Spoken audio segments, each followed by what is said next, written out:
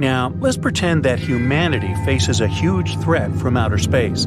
So we'll imagine that a giant planet-eating octopus comes to our solar system to eat Venus, Mars, Earth, Jupiter, and other planets, except Saturn.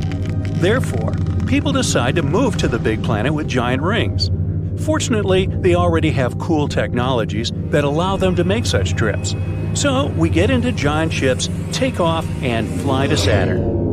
Life on the planet itself is impossible because it has no solid ground. The ship won't be able to land there. This is a giant gas ball that is 9 times wider than Earth. To compare their sizes, look at a 5-cent coin and a baseball.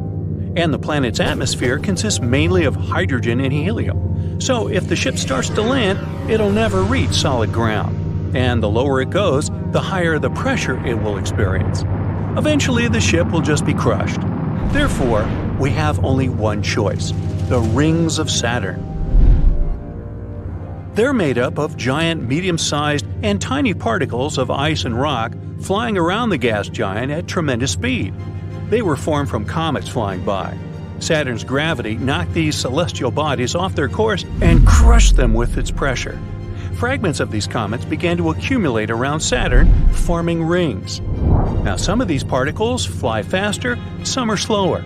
The closest to the planet is the D ring. It's followed by rings C and B. Then there's a large gap called Cassini division. Rings A, F, G, and E come after. This classification is very convenient for creating a ring map. So people approach the rings but don't dare to land on them. First, they send test capsules with robots to scout the area. The robots choose a suitable location on the E ring. In fact, the distance between the rocks is quite large, and the ship can easily fly there. There are tiny particles, huge rocks the size of houses, and comets the size of a whole mountain. The first robot flies up to a large rock at high speed. At this moment, a baseball-sized stone pierces the robot's body. Another robot gets smashed between 2 colliding boulders. The third robot gets caught in a rain of sharp icicles and breaks. People have big engineering workshops on their ships, so they build new capsules and new robots. This time they're made of more durable materials, so the robots reach a big rock again. A few particles crash into them but don't break through the armor. The machine set up a small station on a flying rock where people can live. But after a couple of hours, a big chunk of asteroids smashes the station. Well, seems like we need another strategy. Giant ships scan the entire area of the E-ring and calculate the trajectories of billions of stones.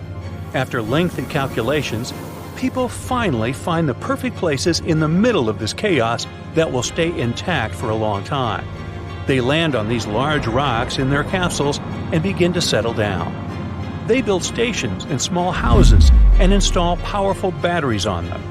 Saturn is located at a distance of 9.5 astronomical units from the Sun. 1 unit is the distance from the Sun to Earth. So, Saturn is a pretty cold place. That's why there's so much ice flying around it. But how to get the energy to heat it all up? There's too little of it on large ships. Besides, solar panels are ineffective here because of the great distance from the Sun. Therefore, scientists create a way to generate kinetic energy from flying stones. It's like a windmill. When the wind drives the fans, these movements are converted into energy. So engineers build panels that collect power from the moving stones. But it doesn't slow the speed of rocks down because Saturn's gravity continues to move them. Thus, people receive a source of almost limitless energy. Some space stations have plants and trees that produce oxygen through photosynthesis. Only instead of sunlight,